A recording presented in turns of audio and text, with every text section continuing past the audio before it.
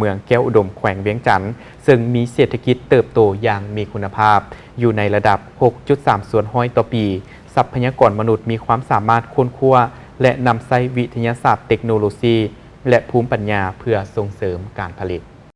เมืองแก้วอุดมแขวงเวียงจันทน์มีเศรษฐกิจเติบโตอย่างมีคุณภาพสมดุลและยืนยงในระดับ 6.3 ส่วนห้อยต่อปีทรัพยากรมนุษย์มีคุณภาพดีขึ้น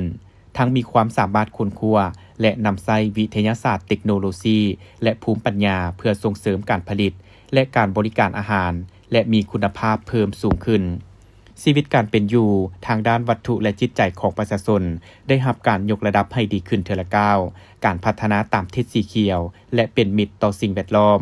การร่วมมือเชื่อมโยงเชื่อมจอดภายในประเทศภาคพื้นและสากลให้มีความเข้มแข็งทันสมัยและเวียกงานคุ้มครองบริหารรัฐมีประสิทธิภาพ